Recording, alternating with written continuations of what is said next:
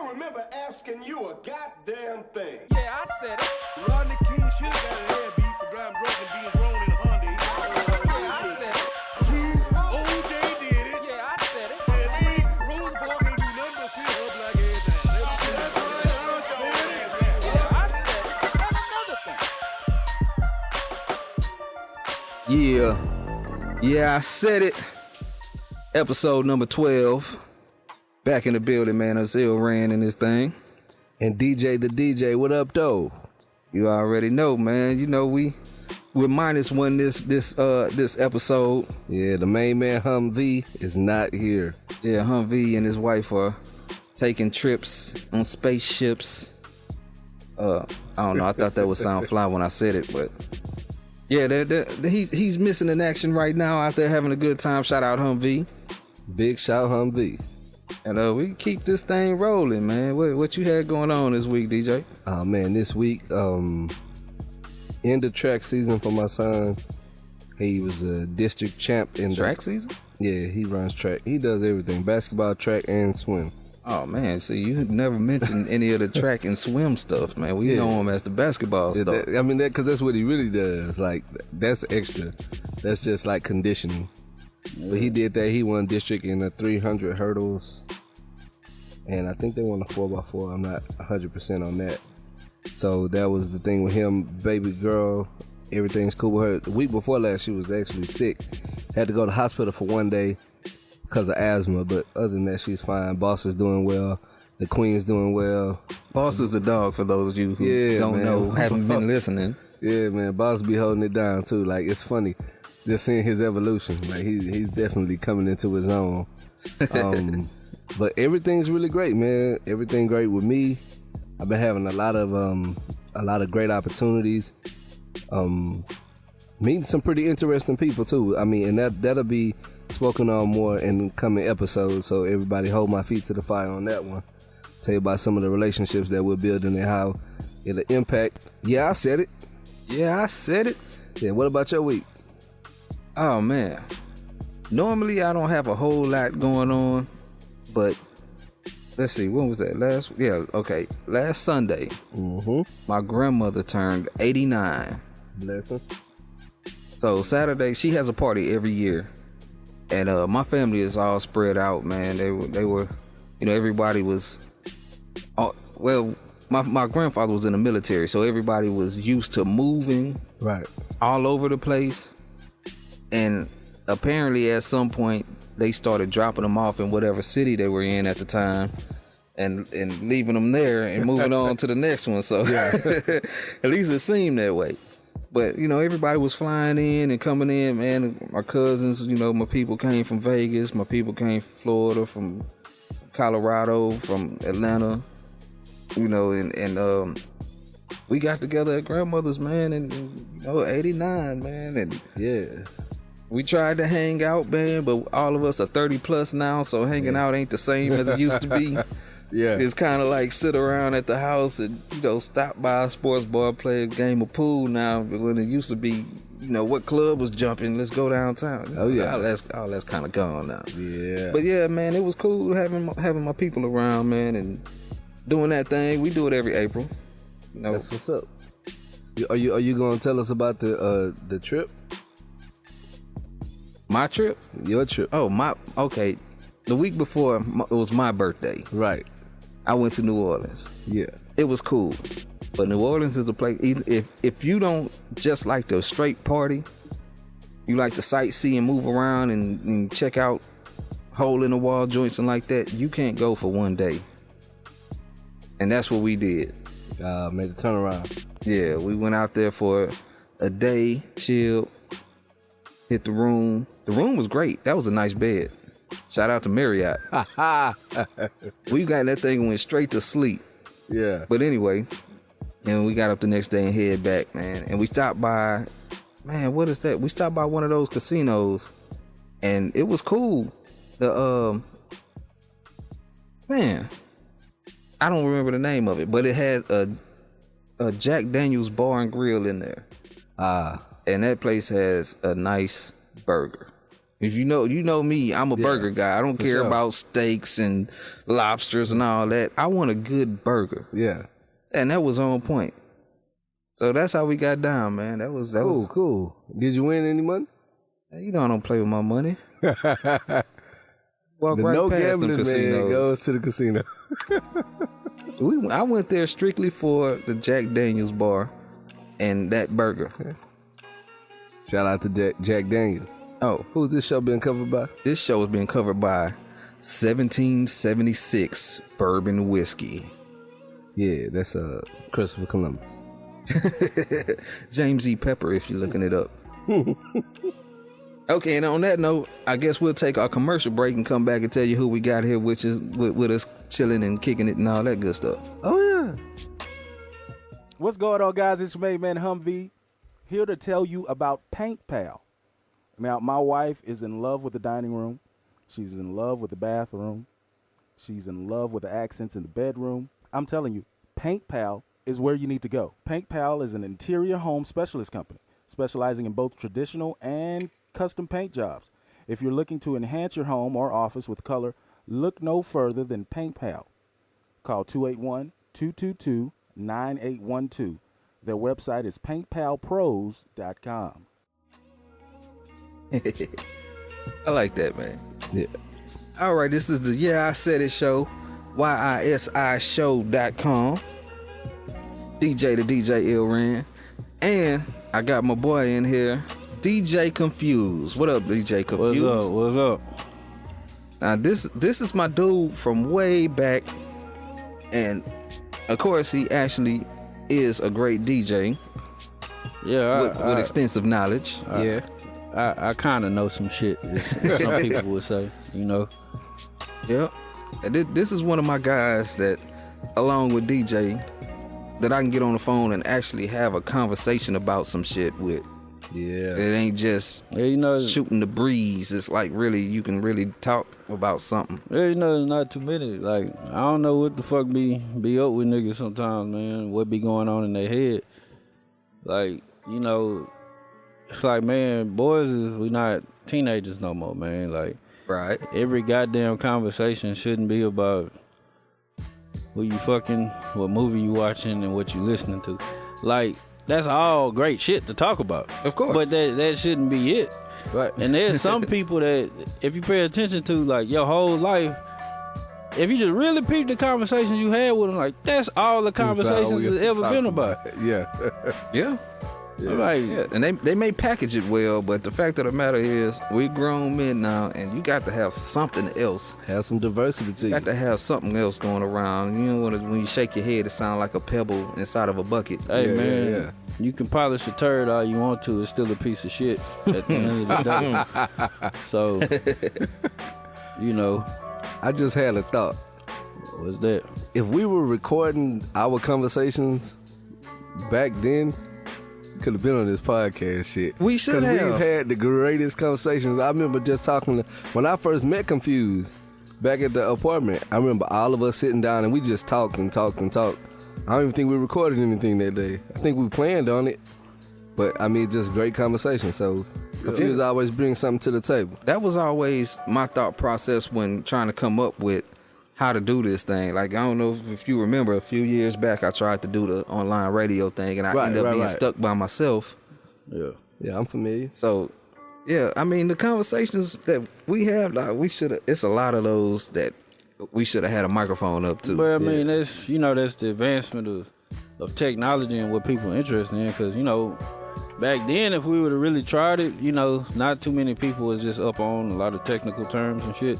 So they wouldn't even knew what a podcast was. Right. True that. You know, I honestly, I be feeling the same way even when I'm on social media and I see people post these damn Hallmark card posts, Suedo deep ass thoughts. It's like nigga, I've been like actually speaking like this in real life. Right. That's why I don't even like posting this shit, because then it's like, oh, you just another, you know, Copy and paste, basically. yeah, copy and paste, old fake deep thinking ass nigga, whatever. It's like, nah, I always, smarty hard nigga. I always been like smarty this. hard nigga.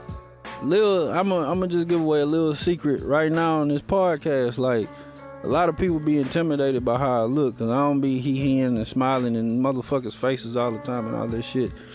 And it's like, first of all, that's just how I look. Second, like, I don't just like just shooting the breeze with just anybody. Like, especially if I know your conversation is bullshit. Yeah. Keep it simple. Yeah, so it don't benefit me to even really speak on something or whatever. But a lot of people had this misconception, like, oh, this nigga here just, you know, people think you uppity or you think you better than people, or they just think you a crazy ass nigga. And it's like, I think they would go for the latter. yeah, and it's like, nah, it ain't even it ain't even that, man. It's just, you know, like, when I speak to people, man, it don't matter what it is. It's like I like to get a feel for people, and I just like to have stimulating conversations. I don't just like to necessarily talk about bullshit. Right. Or if we are talking bullshit, it better be something deep behind it. A deep pile of shit. I wouldn't even necessarily say deep, but it gotta be some sort of a meaning or something substantive to it. or just something like. This shit is almost like telling a joke and you never get to the punchline, and you sitting there like, the fuck, are you gonna ever get there? It felt right. I'm sorry. Yeah. Excuse me. When I said punchline, he burped. I mean, that's called comedic timing for people that don't know. Oh man. Speaking of social media and things of the sort, I have a question. Yeah. How do you guys feel about meme culture? You said meme? Yeah, meme culture. To be honest with you, man, this shit has really turned social media into a real live Family Guy episode every fucking day. If you really peep how memes are, because it's like when you watch Family Guy, it's like Peter say some shit, and then the next scene is exactly what the fuck he said. Right. So it's like, you all right. So it's like when you look at social media all day, like this is shit that be running through people's heads. Yeah. Like for real, it ain't. Never thought about it that way. For real, it ain't. Family Guy episode. Yeah. It takes DJ Kunphuzed to say that. Hey man, people be letting the name fool them, like, you know. Yeah, this guy is not confused. You had to see the name and the logo to understand. Yeah. Yeah, but I mean, seriously, just really peep it. Just really peep how all of the memes and shit be looking. It's like, man, but that's how people think though. It's entertaining. But that really shows you though, like, most people are always trying to find something, the humor in something. Yeah, and that's the part of it I'm cool with. Now, some stuff, like, how far can you go with the Michael Jordan crying thing, though? Like, hey, you got to retire that one. Hey, I'm sorry, man. With the crying Jordan, every time it seemed like it's about to get old, somebody do something new with that bitch. Like, I was kind of burnt out on it until Final Four when they made that meme of him checking the internet, and then it showed him with the crying Jordan. And when they come back, he looking up with the crying Jordan. Right. That was funny. That was funny. I mean, a lot of times they're funny. It's just damn. I will say this meme has had the longest staying power that I've ever seen. Yeah, it's had a hell of a run, man. Internet meme, period. And to be honest, I don't feel bad about it because from every angle I've heard it, Michael Jordan was an asshole anyway. Yeah. Well, you know what? He don't like hip hop. He's actually, but you know what? Honestly, Michael Jordan is actually cool with it. See, Jordan says, like, you know, it's the internet. People gonna make fun of you. Yeah. His only rule is, and I guess with him the buck stops as if anybody tries to monetize it. Yeah. That's what he said. Yeah. Like, as long as it's, you know, jokes and shit and everybody sharing it, cool. But the minute you try to make, hey, but he you see how he did that fucking that sporting goods store. What happened with the sporting goods store? I don't know the name of it because I know it's an up north store. Well, they were basically selling some unlicensed merchandise from him. And I mean, he hit their ass up. They was in litigation for, I think, about 6 years before they finally settled out of court. So, you know, they settled out of court with him for, I guess, about around $9 million or something like that. And he took the whole settlement and he gave it to, you know, like community organizations in Chicago and shit. You know what? I did hear something about that. Yeah. Oh, and another thing, since we on Michael Jordan, because this shit be pissing me the fuck off, man. Uh-oh. Nah, I mean, he an asshole, you know, or whatever. Actually, I got two things, right? It's a bunch of shit. This is the All right, Confused show. first off, I swear to God, man, I'm getting tired of motherfuckers sharing that Michael Jordan profits off prison shit. Yes, there is a man named Michael Jordan, and guess what? He's a goofy looking ass white dude. It is not Michael Jordan that is profiting off private prisons, and I wish people would stop sharing that bullshit. Yeah. Because, I mean, I don't know how the nigga think, but at the same time, I'm like, ain't no black man gonna go that goddamn far as investing into the destruction of his own people. Now, with that said, rolling over in Jordan and the destruction of his own people, I wish people really let it go about the shoes and shit. All right? Because a lot of people think that he bears some sort of responsibility for what niggas do about his shoes. Bro, yeah. I've had this argument plenty of times with people. What does Michael Jordan actually do to make a nigga go stand in line early in the morning and act stupid behind some shoes? There's nothing Michael Jordan did. The only thing Michael Jordan ever did in his life was to be a great ass basketball player, which he accomplished. Yeah. His shoes, them hoes were just fresh. They were designed nice by Tinker Haddonfield. I mean, the motherfucker made some nice ass shoes. Yeah. Up until probably like the 18s, and then them hoes just, I don't know what the fuck happened to him. But he ran out of ideas. But I'm saying, there's nothing Michael Jordan himself has done to bear any responsibility for what niggas do behind the shoes. But I think the thing is, they would like for him to just say something and maybe people would listen. All right. Being that they hold him in such high regard in the first place. But the way I started looking at it as I grown up, it's two different ways to look at it. Because I always used to say the same shit. He need to say something. He need to say something. But then as I got older, I started analyzing it from the position of him and what he did professionally. Like, all he did was be a good basketball player. Like, this man he never inserted himself to be like a Muhammad Ali or some shit like that, right? Okay, right. Yeah. Because there's tons of black athletes. It's like, well, we gonna put all these motherfuckers' feet to the fire when shit happens. We don't. Right. So we only look. It's Michael Jordan though. I know, dog. But if we why are we gonna just target a big name instead of, hey, everybody need to say something if that's gonna be the case? You're right. It should be more. But that's what I'm saying. It should be more. I still think that it would help if the man himself, whose name sparks so much in front of a Foot Locker, so much shit can pop off because of this man's brand, that he could possibly say, man, y'all tripping. All right, get in line and get your shoes like everyone else and quit doing all this extra. Yeah, given that tonight is Kobe's last game. It is. Kobe Bryant. Kobe is also 45 years in the basketball world. But look, but Kobe is pretty much number 72 still playing. Kobe is pretty much number 2 to Jordan as far as pushing the game of basketball, his popularity and shit, right? Yep. Kobe just got the luck of the draw having ugly ass shoes. That's it. Now, if over and over and over. Okay, so basically the only difference, because Kobe don't really say too much shit. He has, and when he had, it's just been like some pragmatic bullshit that you would expect from a big name star, like when he spoke out about Trayvon Martin getting killed with the, hey, let's gather all the facts bullshit. That's what he did. Kudos to him for having an opinion, but still. But that's all he ever did. So it's like really, what's the difference? And even if, you know what, and the sad part about it really is, if Jordan actually got up and said something, you know what the fuck gonna happen? People gonna stop buying? No, a nigga still gonna go to the mall, still gonna rob a nigga, still gonna shoot a nigga, or still beat up somebody. Or in the sad case of them hot pink Jordans, you're gonna have a bunch of niggas pushing a bunch of women out the way to get some Jordans they shouldn't be wearing in the first place. Yeah, but you could say something. I don't know, man. I'm kind of playing devil's advocate, but at the same time, I'm still thinking if it was me. I'm just wondering. Why didn't I know that you were going to say that? I'm just saying. No, he don't need no damn help. He's the devil. But just for the sake of conversation. Correct. DJ.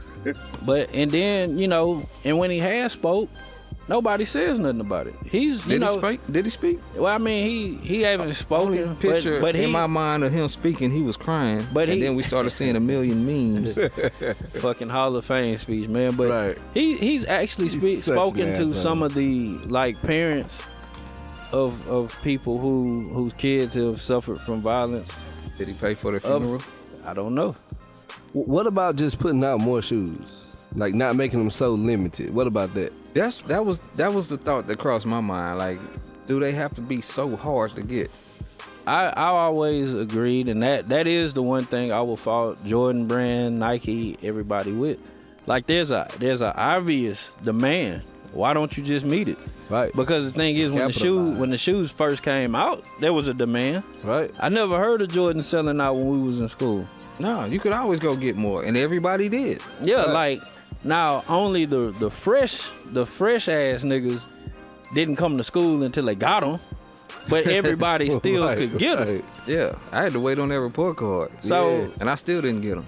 so Yeah. but I ain't gonna blame the report card. Though. but you know what? Also, what also plays into the part of the supply and demand of the consumers themselves, which no one ever seems to ever say anything about, because you got the consumers, or what people like to call the hype beast.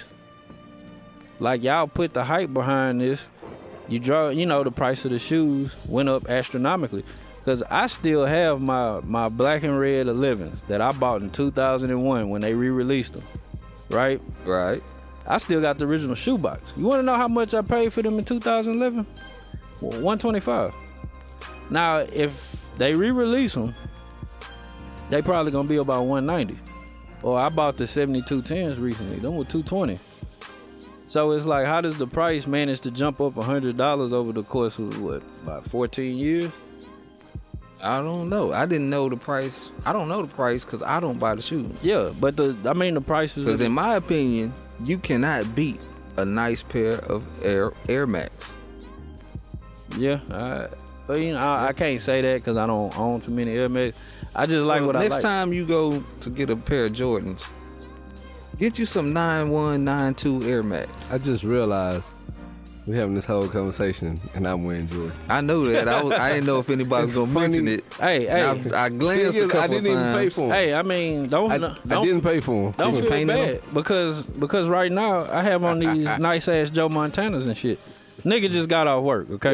Yeah, you stepping light. But I mean, these hoes comfortable. They got memory foam soles, so hey, Well, I got on my classic Adidas.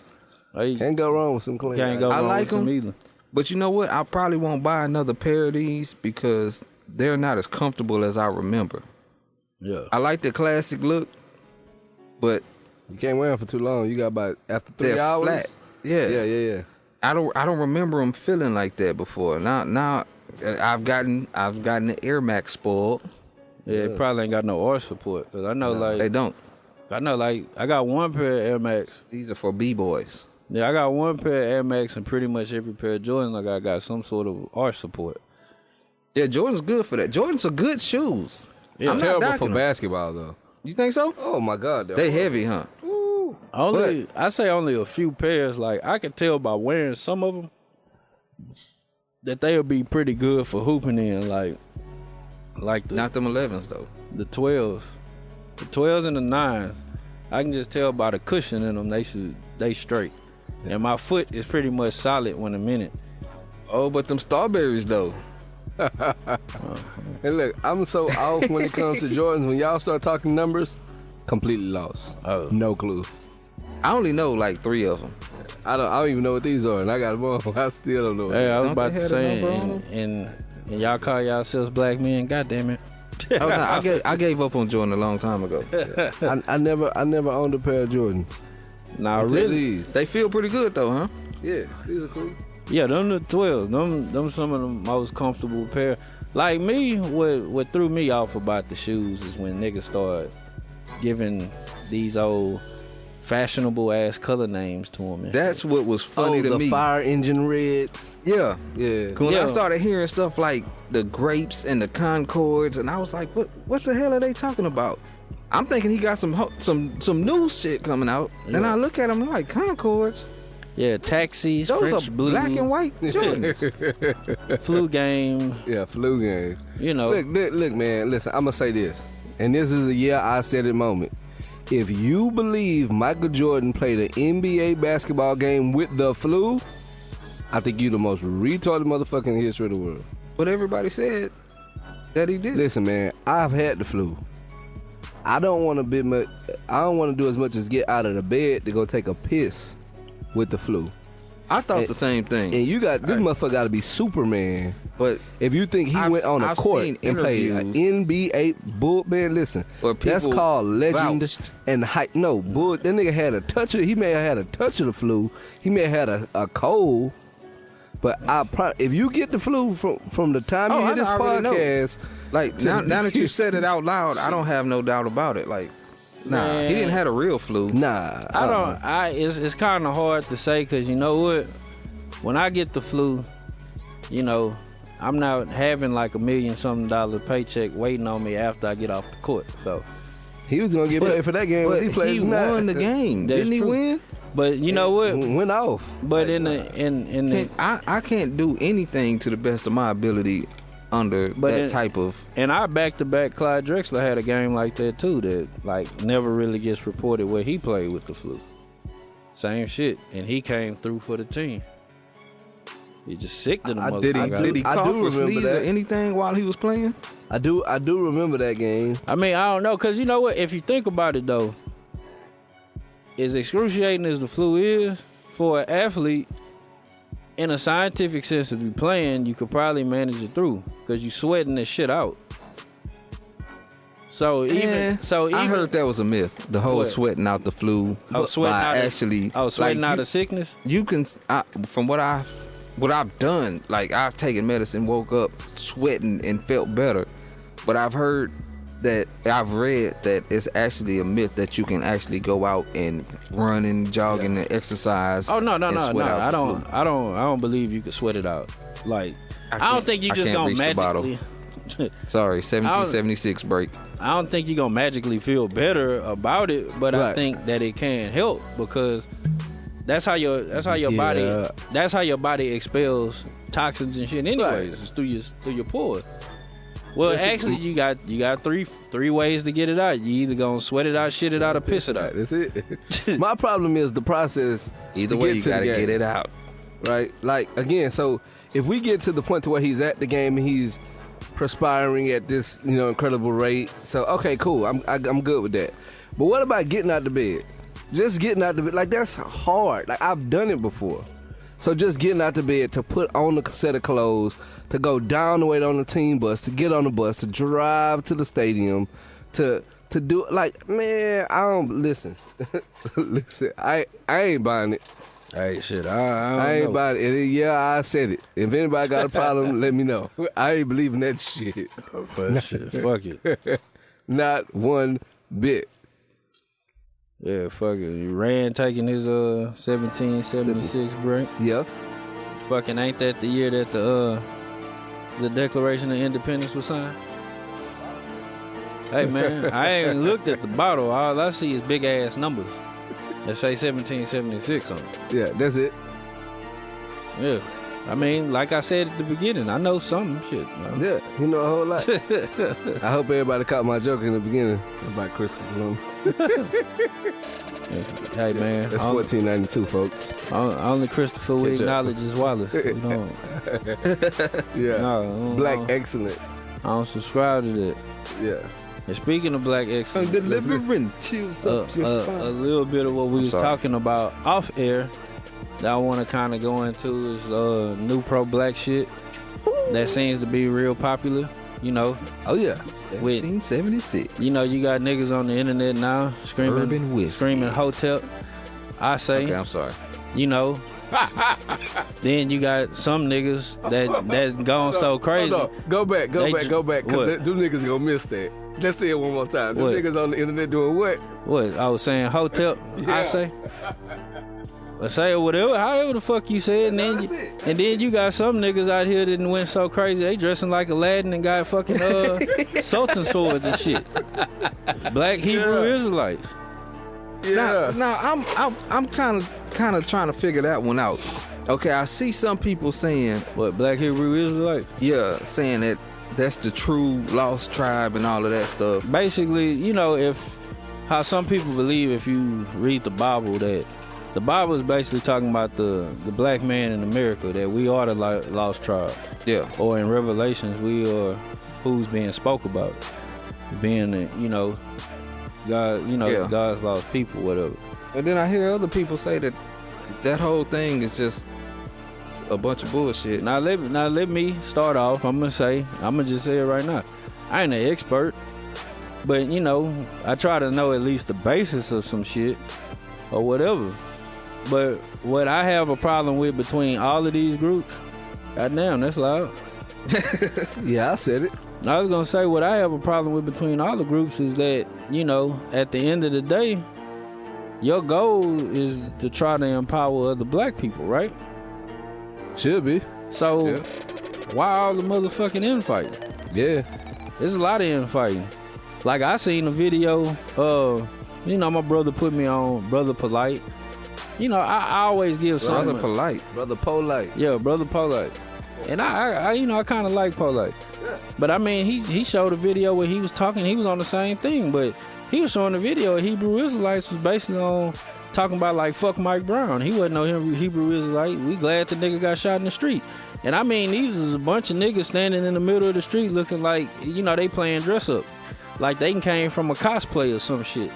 Talking man. about, fuck Mike Brown. I'm talking about this just like right around the time when this shit happened. Yeah. Live on the Yeah, I Said It podcast with DJ What up? Kunphuzed and DJ the DJ. Yeah. So, like the way I look at it though, man, is that it's kind of like history repeating itself. Because if you look at hip hop in the 90s, you had groups like X-Clan, Poor Righteous Teachers. Like you had, like when I was a kid, I used to see all of my uncle's friends wearing the black leather Africa patches that they would buy from 123 World. Yeah. Not CNR Fashion. 123 World. 1, 2, 3 world. That's old school Mo City. So if you OG Mo City, you know exactly what the fuck I'm talking about. So, people will wear that shit. Or like when you watch A Different World and people will walk around with the black HBU sweaters and shit on. Right.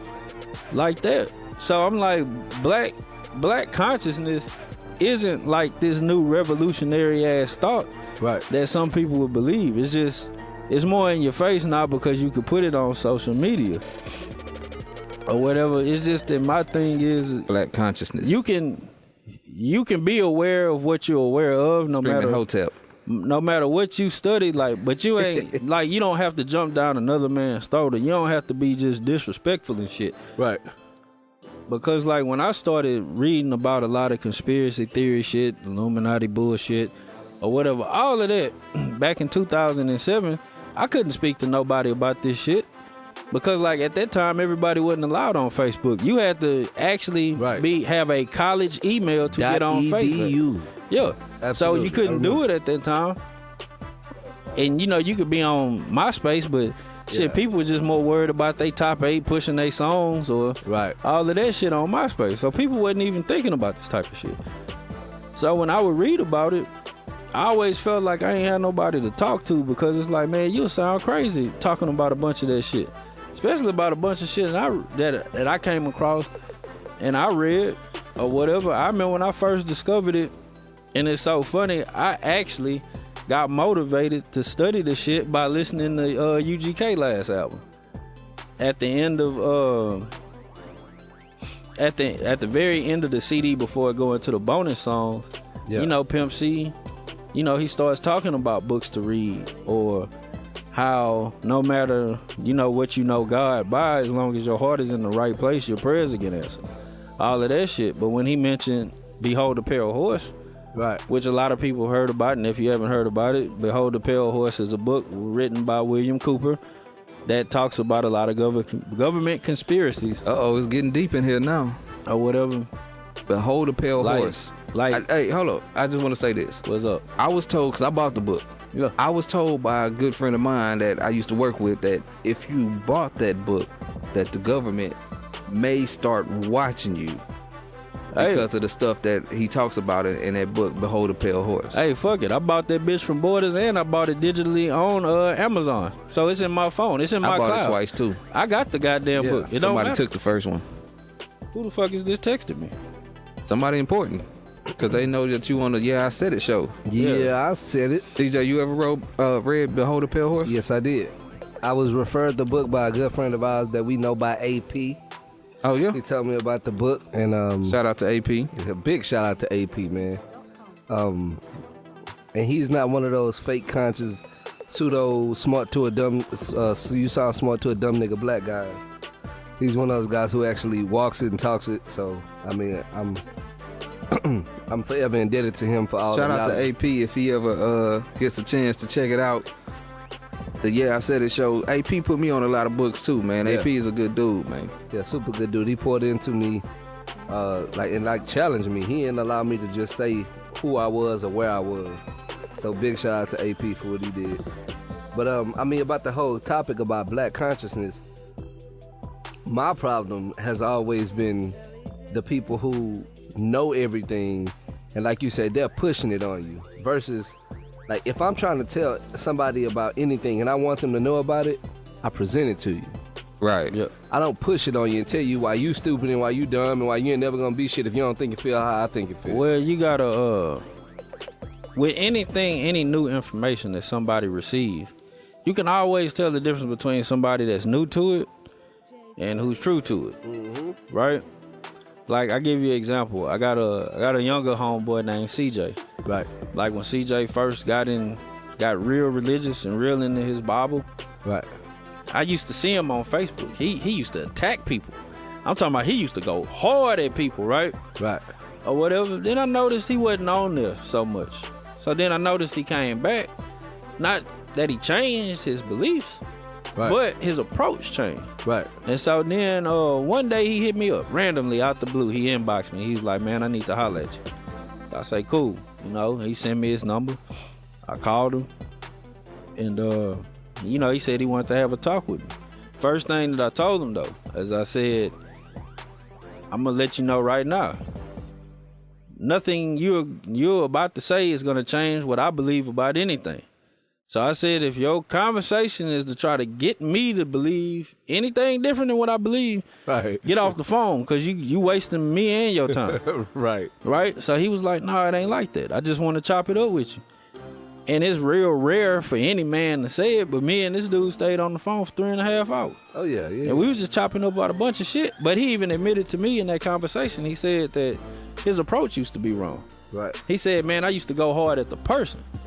He said, but then I had to realize, like, this person hasn't studied this as deep as me or whatever, and they may not be as knowledgeable as me. Right. So he said that if I really want to get my point across, I had to change my approach or whatever. And a lot of dudes, their approach is all wrong because they still in that phase where they taking in so much information. Right.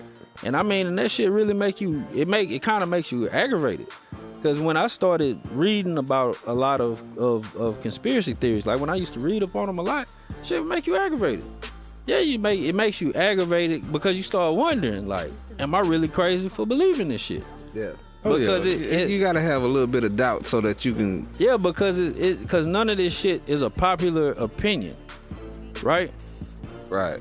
So you basically are going against the masses, and people gonna think you crazy or what you believe. Yeah, and you would think somebody else was crazy for it, and they'll write you off. But as Dave Chappelle said, like, that ain't nothing but a convenient way to dismiss somebody. Like, you should never call somebody crazy because, like, there's always some truth behind what anybody's saying, whether it's just a bunch of gibberish and bullshit or it's a joke. There's always a bit of truth to it. The thing is, you just got to be willing to listen or hear what that person is trying to say. So would you consider yourself being sort of a conspiracy theorist? I don't like the term personally myself because I feel like... No, conspiracy theory is a dismissive ass term. Right, I just right. tell people I don't believe everything that I'm told. Because certain shit just never makes sense right off the bat. Even if you want to, you can go to Old Faithful, the fucking 9/11, right? I was at home when that shit happened. Like my uncle woke me up out of my sleep. Like, man, somebody ran a plane into the World Trade Center. I was home too. And at that time, my uncle had just started working at United. So anything involving a plane, Right. like he was on it. So I was actually half Could have woke. been there. Yeah, so I was actually half woke when the second plane hit the building, right? I remember watching it. So I actually saw live when they fell. Even that moment in 2011, I was I was 18 years old. Right. When them 2 buildings fell, I said to myself at that moment, that shit didn't look right. Because it looked like the same shit you would see in a controlled demolition. Right.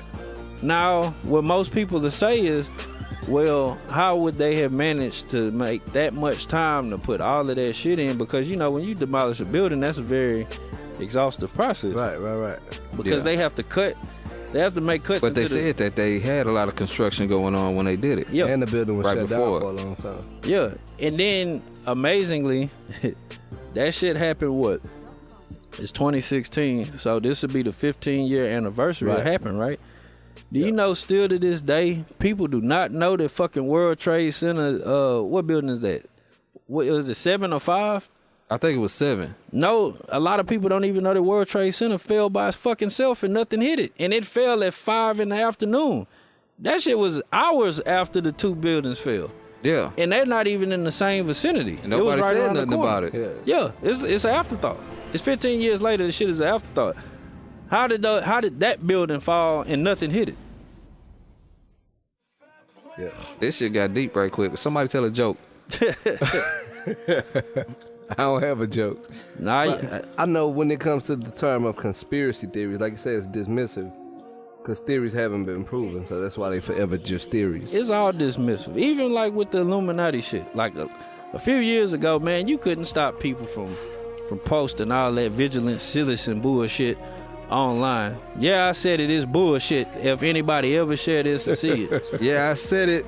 Yeah. Like, I don't rock with that shit. And you know what made me stop believing all that old Illuminati shit? Like, people be like, they got signs or it's this type of secret society and music and all of that shit. Preach. You know what really made me stop looking at it? I started, like, really paying attention to all the artists. And you want to know what the first thing I noticed was? It was every major black artist. Right. Why are they Illuminati? Right? Because they're black. Music does not end and begin with black people. Right. It's black. So why was all of them? And then, like, I saw a Reach in a video. It was like somewhere Rihanna, like she playing with water. It's obvious CGI shit. A nigga like literally paused this shit in the middle of her throwing a fake ass water droplet. Like, this shit is it's a Wait a minute. special effect. What is CGI shit? No, I mean in the video it was CGI. It was computer Generated. All right. I mean, you can't be on here talking that nerd talk, man. Like everybody out here know that CGI. All right, CGI, you know, it's basically computer graphic. Special effects you see in movies. Right. So she flinging water with her hands is a special effect, but the dude like literally freeze framed and paused it. I was like, you can freeze frame and pause anything, and that shit could be anything that you want to believe. Right. You know how when you go to a fucking shrink and they hold up a Rorschach picture and ask you, what is this to you? He talking over their head again. All right, a Rorschach picture, if you don't know what it is, it's that damn ink blotted paper that a psychiatrist Ink holds black. up. Niggas say ink black. Yeah. Is. Shoot. Hey man, niggas need to get educated. I'm not finna. Get it, bitch. Hey, Don't dumb it down for him. hey. Confused. I was educated by Fort Bend ISD. Okay, Keep this him is where confused. this is where we all grew up. It's not my fault. Y'all I ain't didn't know paying there was a attention to name for the school. ink black though. Yeah, it's called a Rorschach picture. Rorschach. Okay, it's a character in Watchmen. If you ever seen the movie, that's why the motherfucker face always changes. But have you ever seen Watchmen? I'm not that big of a movie buff, though. All right, yeah, but that's what a Rorschach picture is. When you get the ink blots on the picture and a shrink asks you, what do you see? And a nigga be like, it's a horse. And you looking at that like, no, nigga, this is just ink blots. Or whatever. So that's what a lot of that Illuminati shit started turning into me. It's just like, it's a Rorschach. That's your interpretation Right. of what you want it to be. And then, like, even with like how people want to, you know, the all-seeing eye on the back of the dollar, right? That's pretty much the eye of Horus, right? Right. Yeah. So then that's when I started. I knew that one though. But see, I started paying attention to that too. I'm like, why is all this ancient Egyptian shit being regarded as Illuminati symbolism when Egypt was one of the first places in the world where people were, I don't want to say domesticated, but that's one of the first areas of the world where people had schools and stuff like that. Or whatever. They were a very advanced civilization. Right. And other civilizations raided Egypt and completely destroyed it and destroyed libraries and shit there. So it's like, why is this stuff being presented to us as being evil or demonic and all of that? So that's when I really I was like, you know what, man, fuck this Illuminati shit. Yeah. My thing about it is that I understand the psychology behind how they present it to you. Like they'll show you something that you are familiar with, then they'll add in something that you're less familiar with, and then they'll show you something that you don't know nothing about and relate it to the first thing that you are familiar with, and wrap that shit up in a bow and then show it to you. And you're like, oh man, this shit gotta be true. All right, to tie it back in the 9/11, right?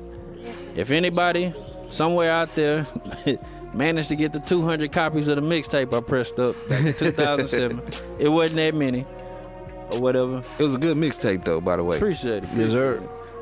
All right, and the song on there, I had spoke about how movies basically presents ideas to people, so when it actually happens, it doesn't seem far-fetched. Right. Right? Now, like, yeah, I saw that before. Now here it goes. Because as Rand mentioned, I'm a movie buff, which I am. Has everybody in this room ever seen Die Hard with a Vengeance? Yes. The third one with Samuel Jackson. You do know what the main plot of that movie was, right? Now, mind you, for those that don't know movies like I do, Die Hard with a Vengeance came out in 1995. It came out in 95. I got distracted. This nigga ran looking at goddamn My fault. voicemails and shit. Die Hard with a Vengeance came out in 1995. World Trade Center got hit 2011, right? 2001.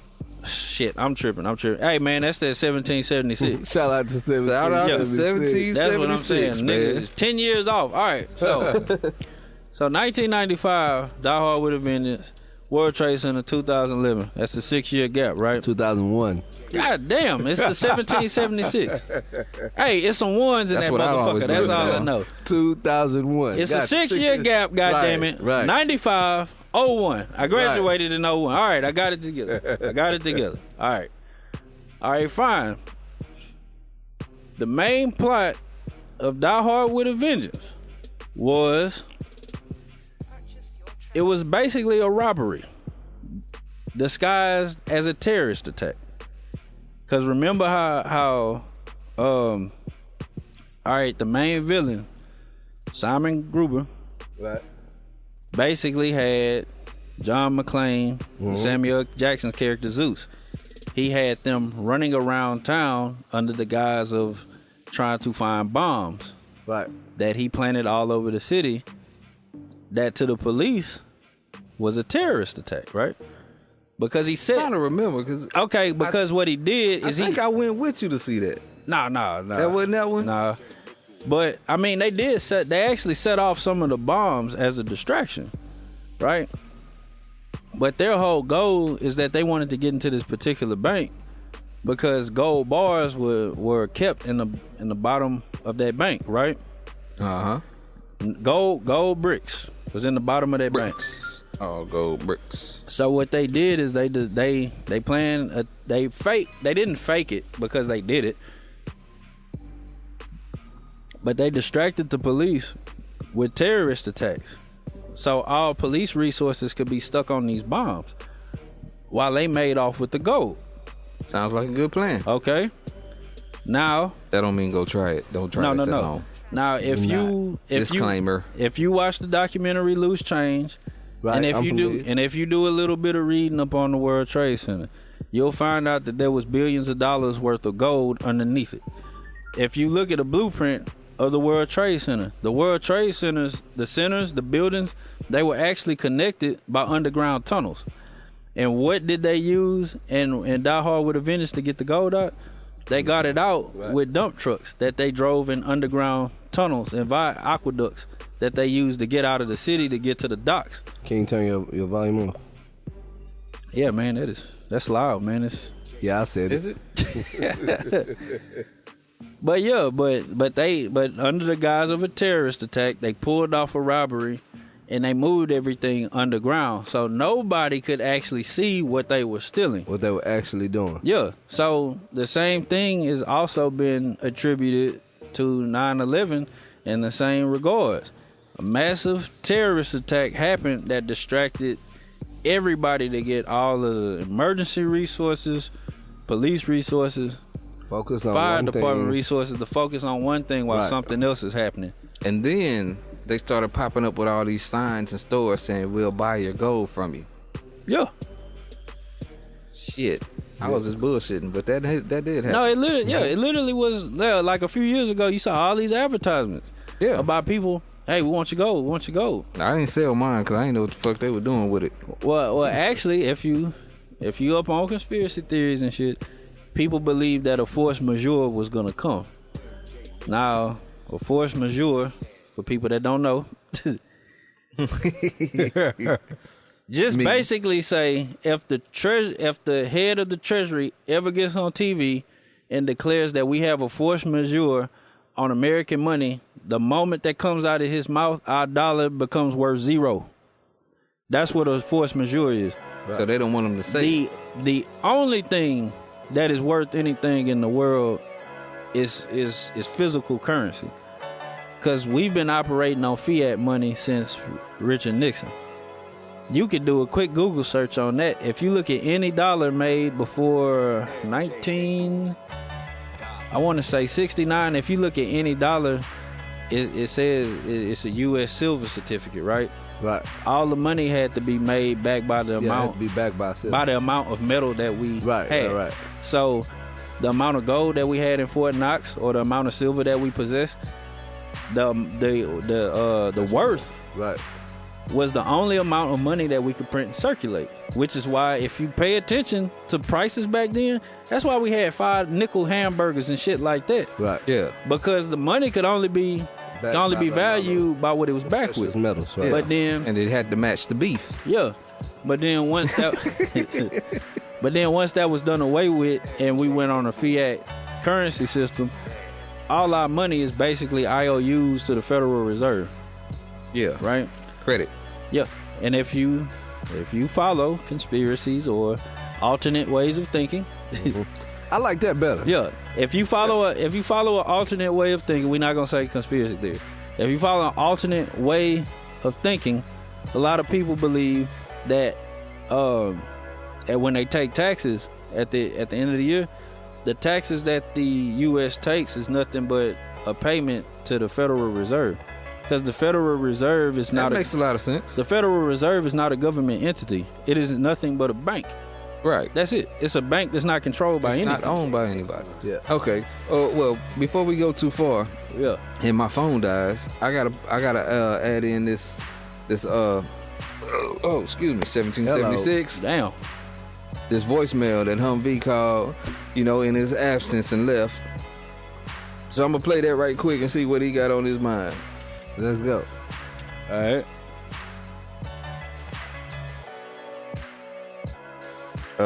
Play. What up, man? What up, DJ the TJ? Hey, this your man, I'm big. My bad, man. I'm sorry. You get ready to go on the cruise. Hey, it's live in here, man. I just wanted to give you a call. Let everybody know. Tune in to YISIShow.com. Yes, yeah, I said it. YISIShow.com. Hey, I'm sorry I missed the show today, guys. I hope that you guys have a good show. I know the topic is going to be a banger. And best believe I'll be back to give my input. All right.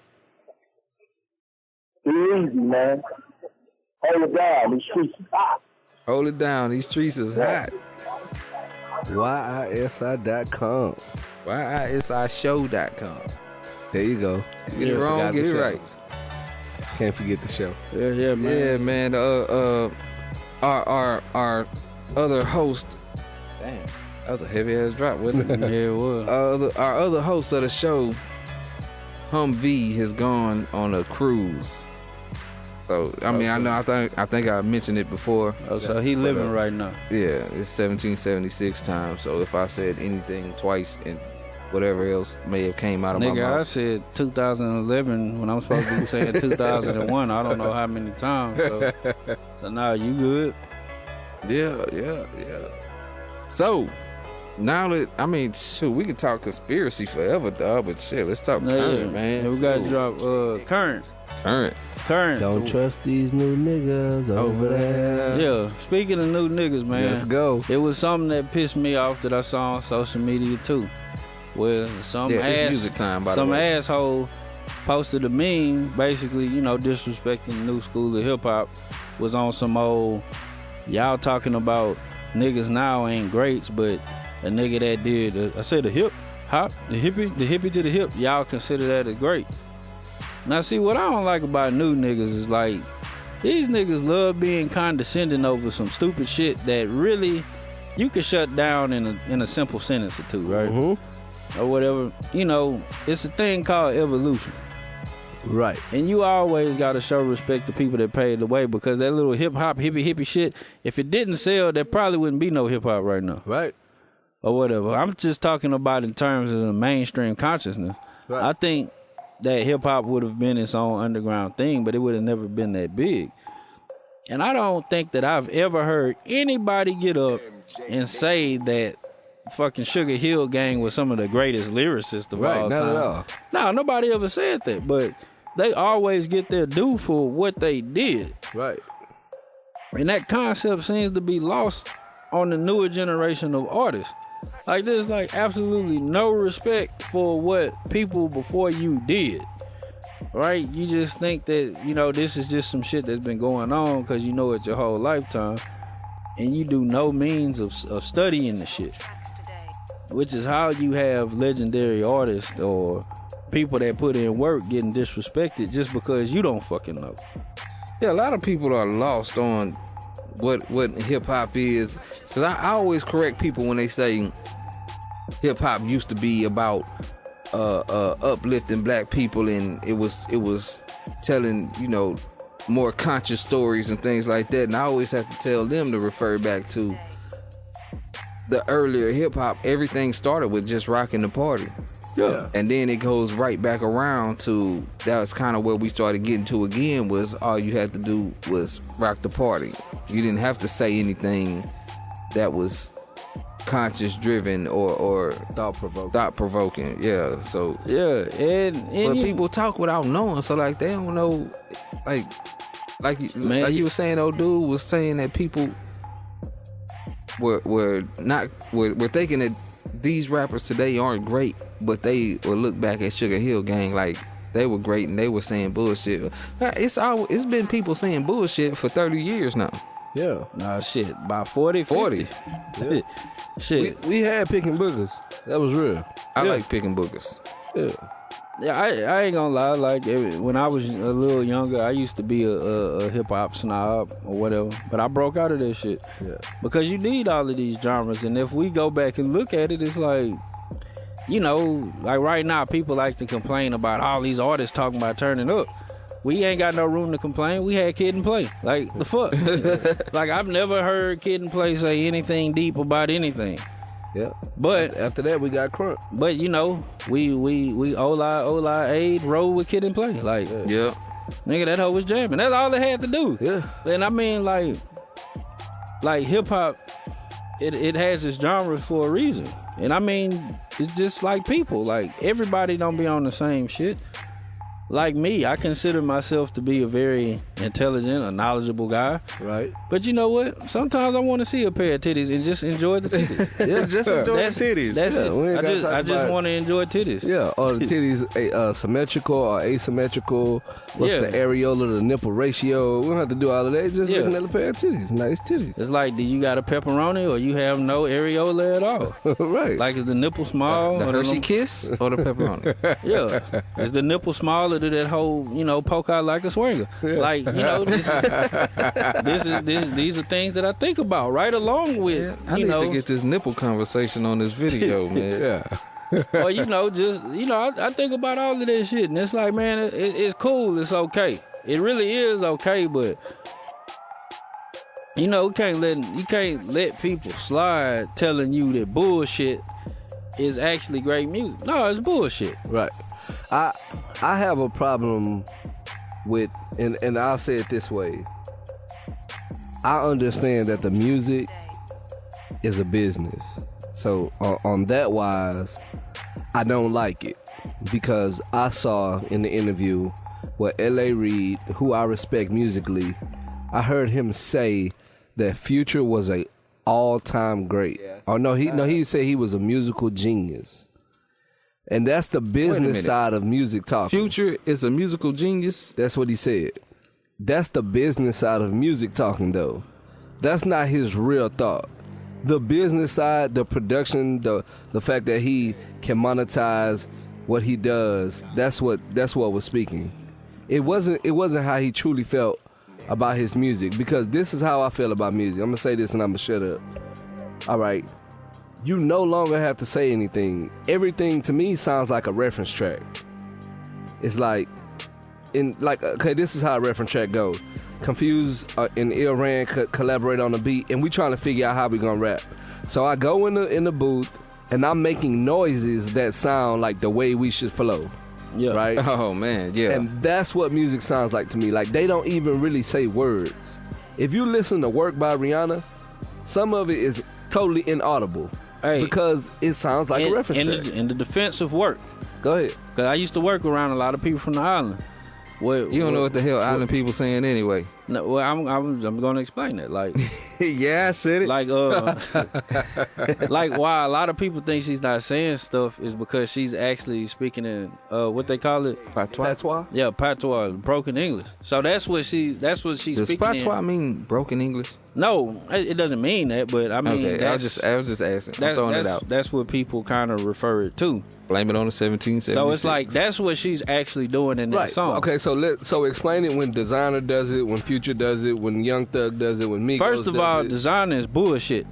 Gotta be. No, he's not. No, I don't care what. Why would he not I don't be? care what any nigga say. Go Because ahead. there's a lot of people that try to defend this cat. Designer, fuck Designer. Designer is bullshit. You know why? Why? I don't give a damn if you think Future is hot or not.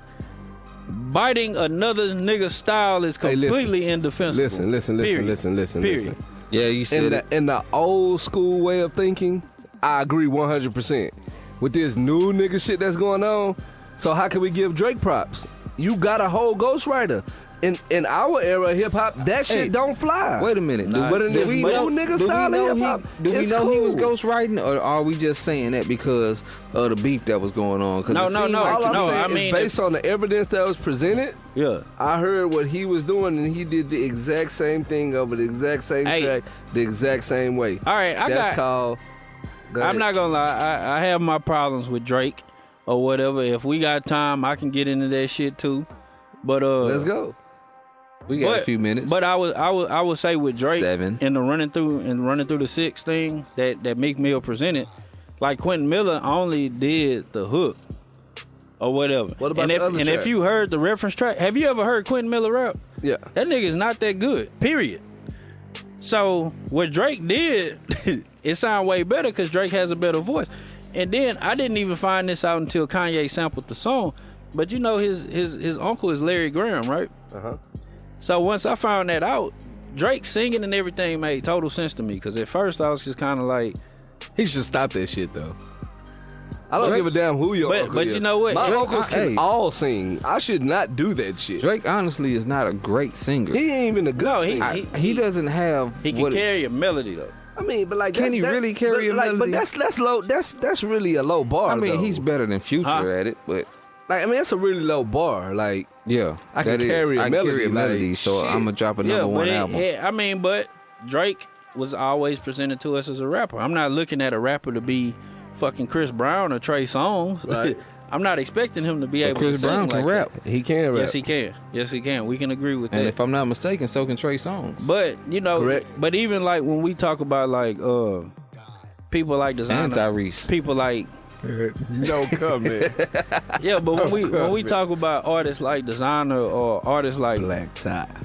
or like Future, like me, I don't really hold no beef with Future. I thought a lot of the shit that he was doing was whack, but I can't sit here and lie because I like the Evolve. I like that. So do album. you like Designer? No, I don't like Designer. But he sound You like got a Future. problem with Shine though. That's because he took everything Future and did it. Like there's a difference between an influence, because I mean we all You right. look. But the thing we've is- all made songs. We've all done music, right? Like there's always some sort of an influence, or a nigga Right. gonna feel like I need to make this type of song. So you'll make a Drake type of song, a Future type of song. Notice I said type. Like you're not just gonna become this nigga, which is what Designer literally did for Panda. Like this nigga didn't. Panda. How in the hell do you become a nigga Panda, so Panda, much Panda, Panda. and you encompass everything this nigga do so much Panda. Because he's 18 years old. that you can, but you couldn't even tell the difference. Panda. Right. Panda. No, But, I- like, here's the thing. He's such a kid. Like this, if I'm not mistaken, Panda. whenever Panda. it was recorded, he was 18.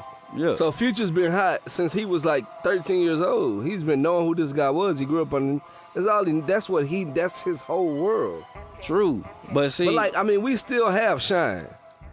And like, right. so if we gonna give Shine the credit for his voice, you did not have to rhyme like Big. You did not have to. well, that was the option. Well, you had know a what? choice. I would say, Right.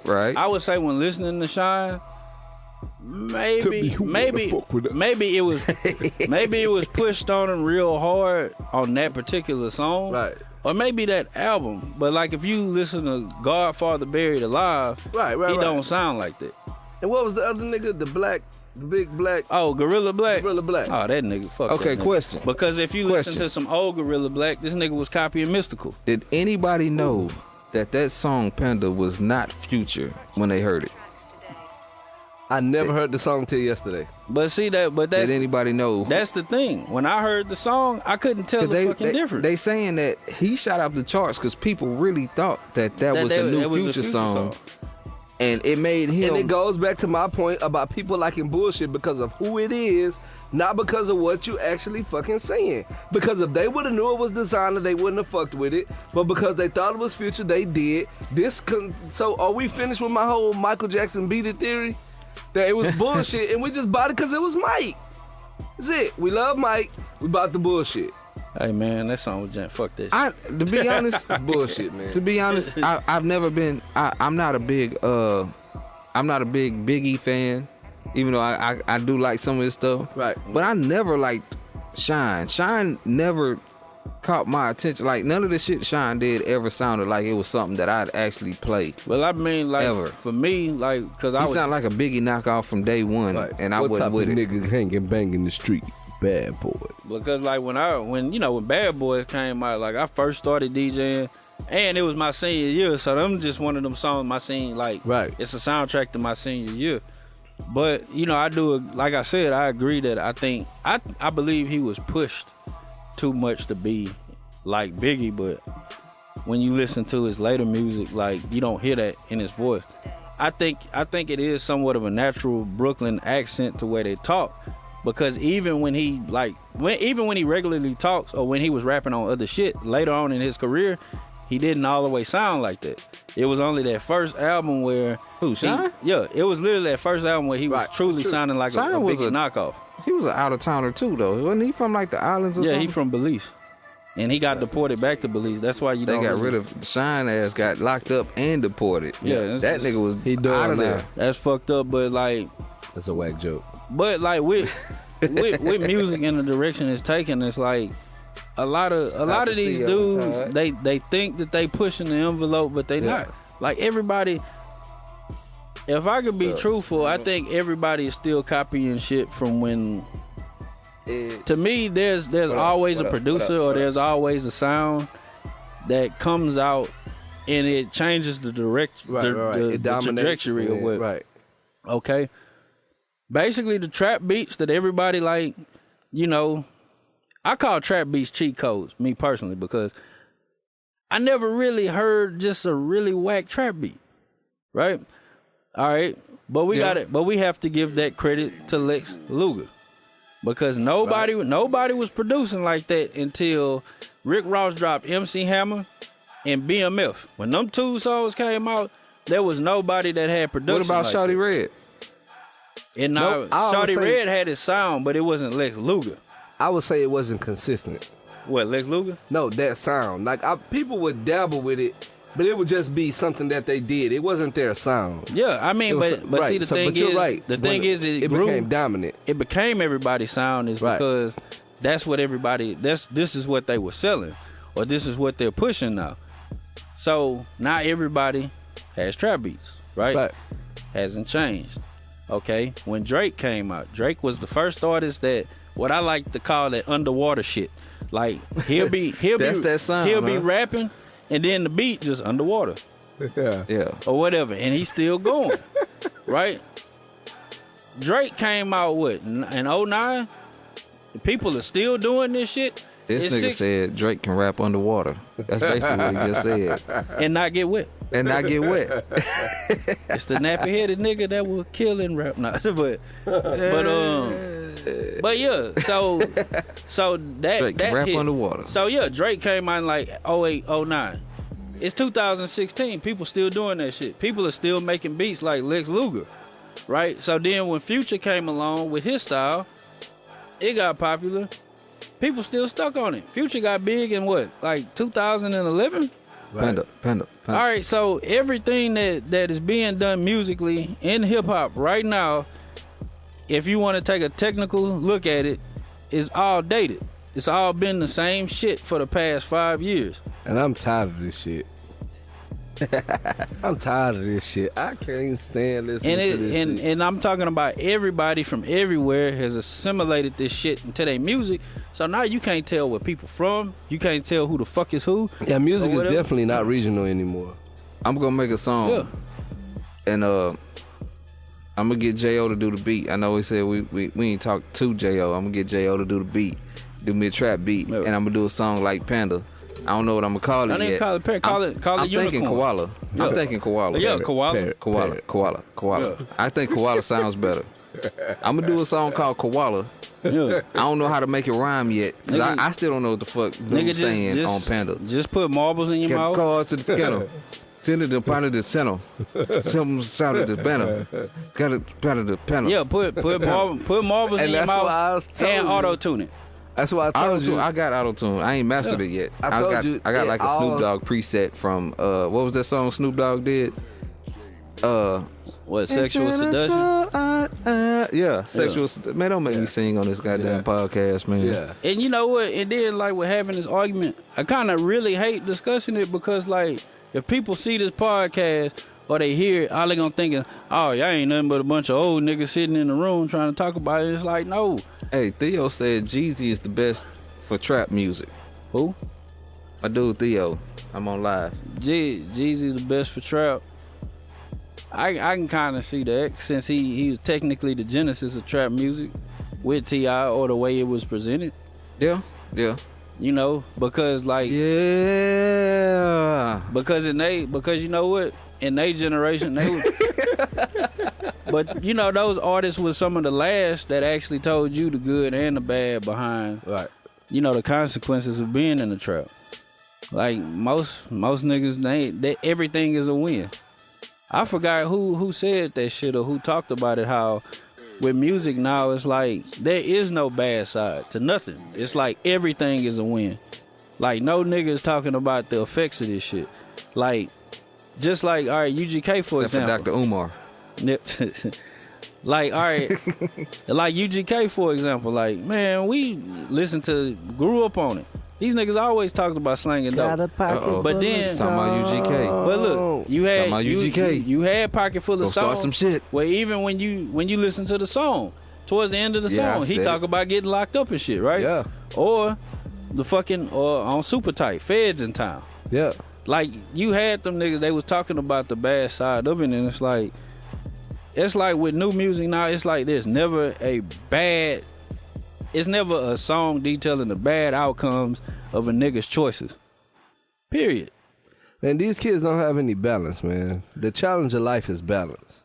Oh no, they don't. Right. So even with the women will come out and say, I got with this dude, I got pregnant by this dude because he's rich, and I'm gonna get this $20,000 a month in child support.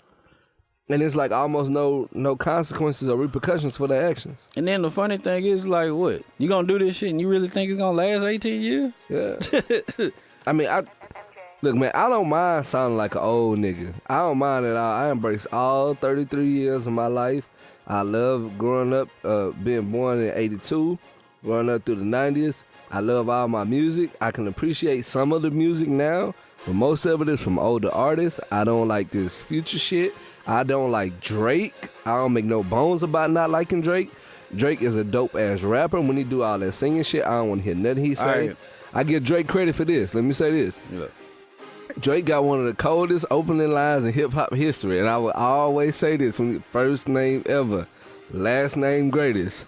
Like a sprained ankle, boy, ain't nothing to play with. That's a hard line. That's real hard, and it's That an was a hard opening line. line. Most people opening lines ain't that. They I just was kind of feeling come that. in and they drop some dope shit later. So I give them all of the credit in the Hey, world. man, Love Drake for that, but to me, Drake is this generation's Ja Rule. The beginning, the beginning and the ending is always the hardest. But you know what? I said I was gonna talk about my issues with Drake. Drake is this generation's Ja Rule. So here we go, because it's gonna bring up some old shit. And I used to get into it, especially with my man Luke online. Shout out to my partner Luke. Shout on out, Facebook Luke. or whatever. But you know, we get into this. Like as far as with Drake, and I always say, over the past year and a half, as much as I like Drake, he's done some whole ass shit that he deserved to be called out on. Right. Nobody is above reproach, no matter how much money, how many bitches, or how much adoration that you have. Right. First of all, nigga, you stole Rappin' Forte's whole first verse from Players Club, and you did it for YG's Who Do You Love? Right. The He only did. reason that I didn't know he did that much, and then I finally saw the only reason back-to-back video. the only showing it. reason that he ended up paying Forte that $100,000 is because he got called out on the shit Right. or whatever. Like it's a difference between He was gonna run with this shit. yeah, you gonna run with it until you got called out. It's like, yeah, you probably was showing love, but it looked like you didn't get with the appropriate people to do that shit. All right. So that was one issue with Drake. Right. All right. My second issue, Drum. I like the cha-cha nigga, right? Yep. All right, Drum came out with that I like to cha-cha. That shit, right? His song started blowing up. He started getting big. Right. Then what the fuck happened? Drake drops Hotline Bling. If you listen to both of them songs, them hoes sound identical. Yeah. Like it sound identical to the point where like people's like, well, they use the same sample. Like, come on, like that shit was a little bit too coincidental. Right. All right, then we gonna take Drake to our own hometown beef with the Sauce Twins. Right. All right, now I know a couple of them little niggas that used to be in MASH mode, and for people who don't know, Right. and if you really think that Walk ain't on that bullshit or can get on it, I would tell you right now, he will. And I'm not even saying it because I knew him personally, but like I said, I knew niggas in MASH mode, and I knew how they would get. All right, so I'm pretty sure he really did walk up on this nigga while he was trying to eat dinner and shit. All right, That sounds like some shit they would do. like it's not no fake shit. But the thing is like, he had said something on the radio. At first, it didn't make sense a long time ago, but then it started making sense to me. I thought it was just arrogance. Like he came out and he pretty much said, "Nigga, we told Drake, you not doing a favor getting on our remix, nigga. We doing you a favor, right?" I thought it was some bullshit. All right, it sounded like bullshit, and I was one of the first people like, come on, dog, you feeling yourself too much. You just got your song on the radio, this nigga Drake. But then when they explained stuff throughout the beef, and they were right. I never saw them niggas on Instagram reaching out for Drake or dick riding Drake. Drake took a picture with them niggas, and he posted that shit on his own page. Oh, shit. There were pictures. 3 for 3. My fault. You know, there's pictures. There was pictures of Drake doing the South salute. Might not Right? need to drink that no more. So, Yeah. you know, niggas like that, you can't tell them you gonna do something and then you don't come through on it.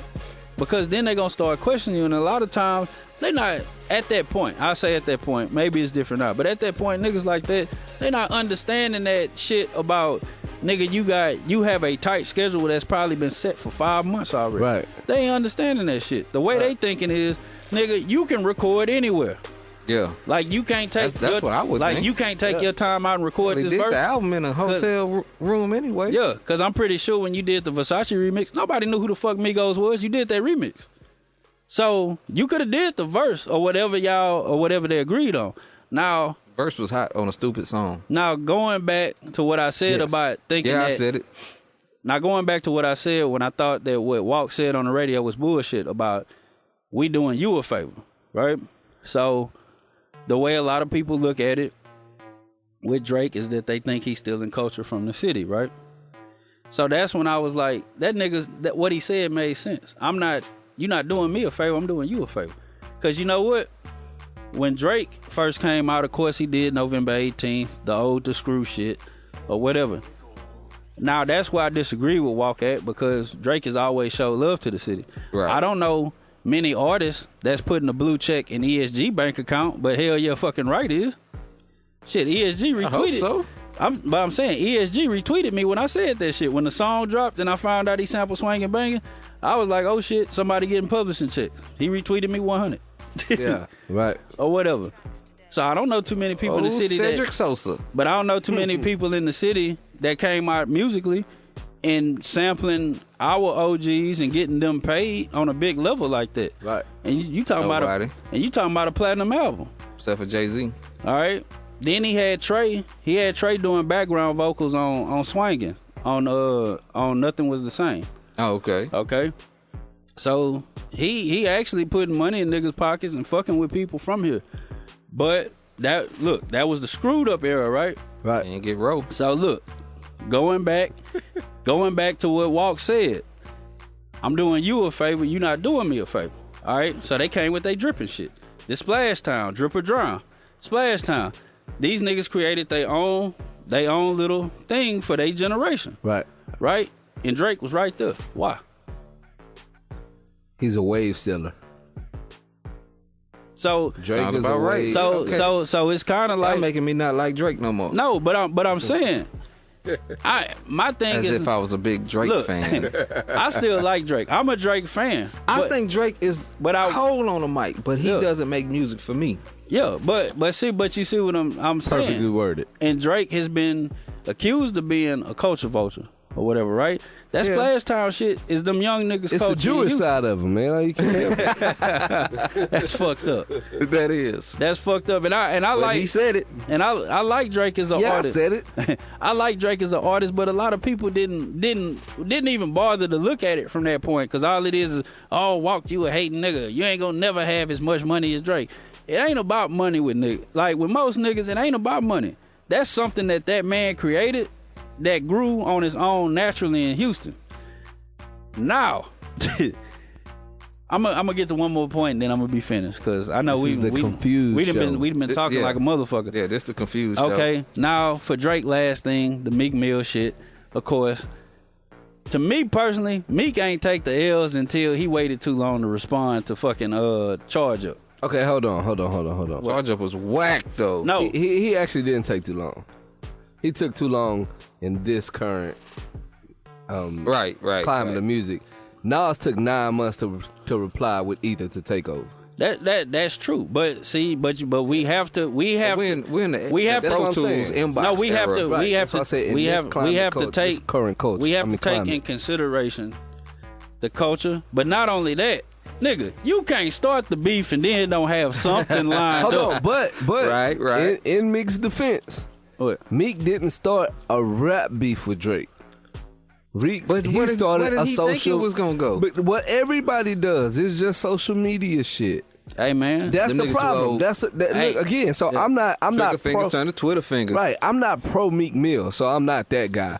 I'm saying like he started a social media beef, and when he went back to the real hip hop shit, he didn't know that he was lost. So he wasn't ready for that. But the See, thing here's is- my whole problem with the whole thing. Go Meek ahead. was supposedly a battle rapper from the jump. Yeah, so you supposed to be You're ready. not supposed to lose that shit ever. Not only I guarantee you, me personally, I haven't battled in probably 14 years. Right.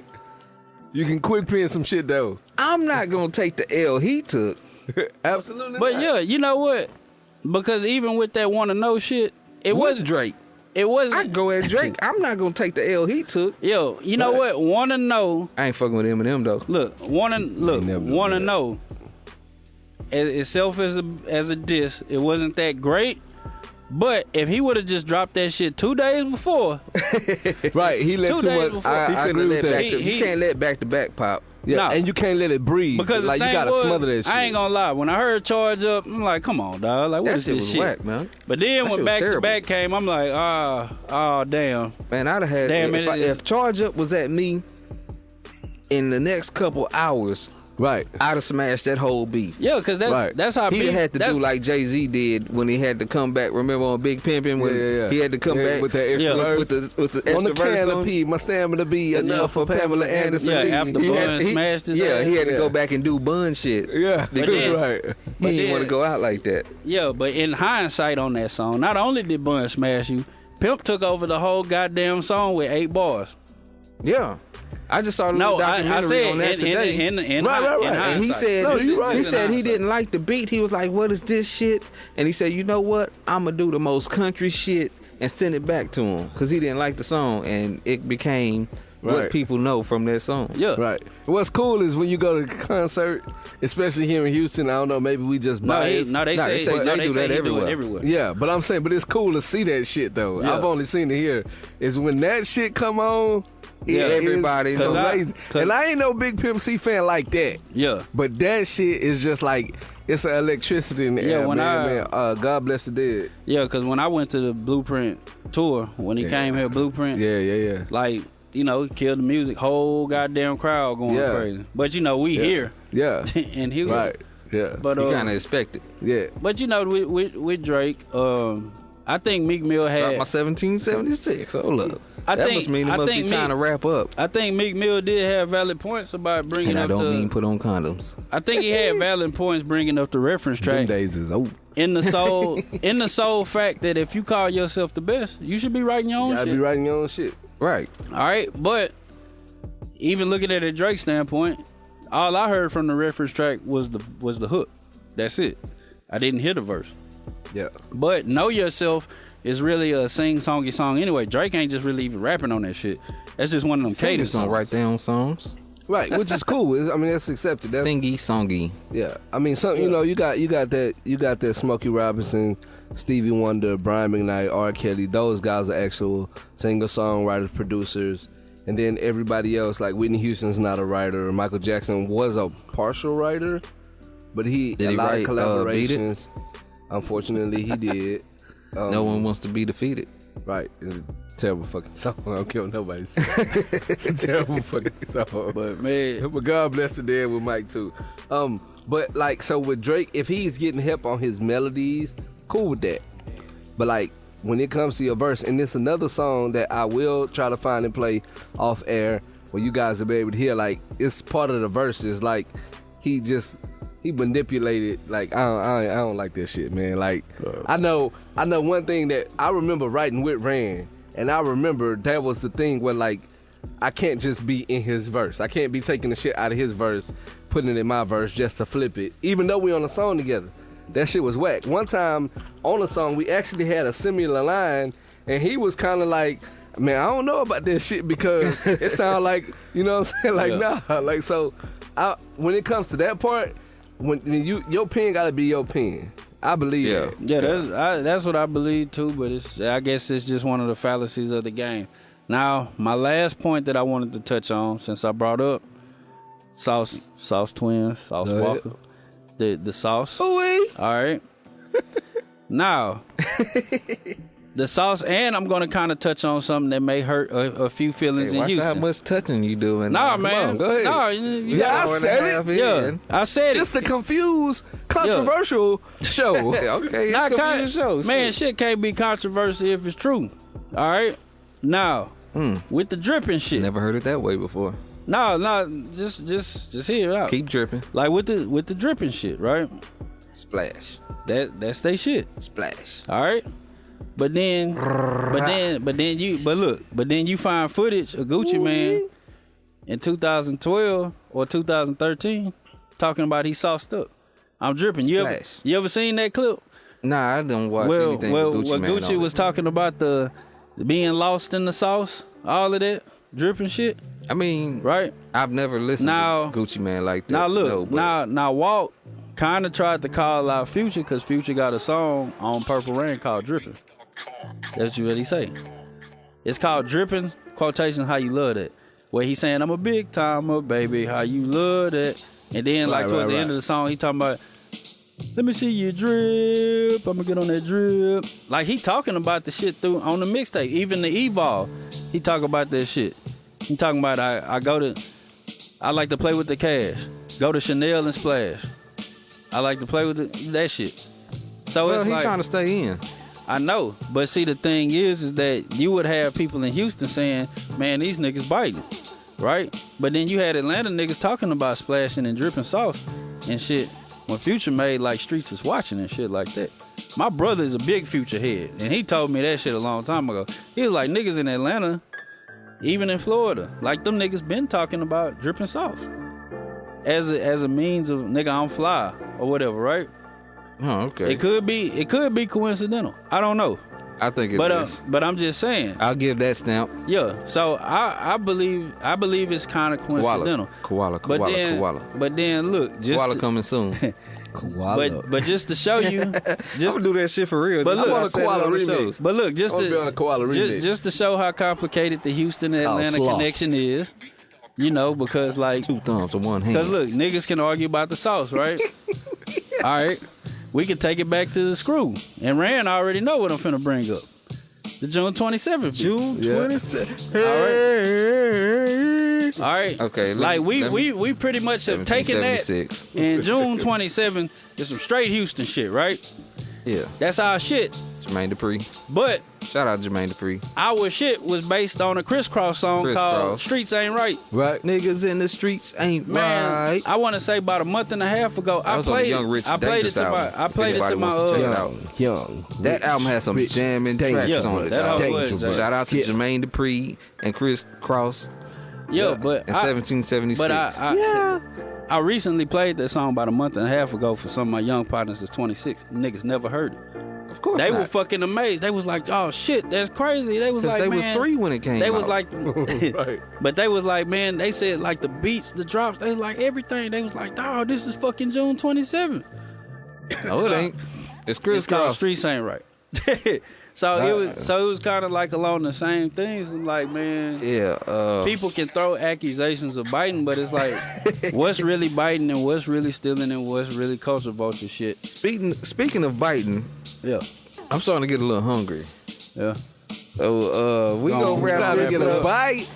We gonna wrap this up before we end up on the 2-hour Hey, mark. hey, man, and what I'm talking about, it ain't no disrespect to nobody. It's just Hey, my analysis. Nigga, it's the I Said It show. I know. Yeah, I said it. But still, you But got. if you have any problems or concerns, you can call DJ Kunphuzed at Man, you can call me at 832-216-1929. I used to Well, put that's that. a real nigga I right don't there, look, boy. 216 part. I used to put that shit on my CDs. My number ain't changed since I got that 330 motherfucker.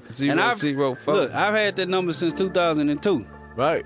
right? Me It's too. 2016. Me too. My phone number is 14 years old. So I don't give a fuck if you call that motherfucker.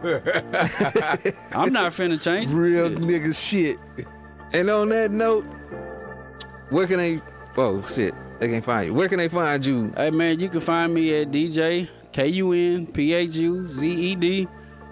On Instagram and Twitter, it's spelled the exact same way. I ain't got no Facebook page besides my personal shit because, hey, sometimes you gotta separate all of this shit, man. Right. That's why I ain't even got no Snapchat right now. I'm getting tired of getting all these social media sites to talk to the same goddamn people. Yeah, pretty much.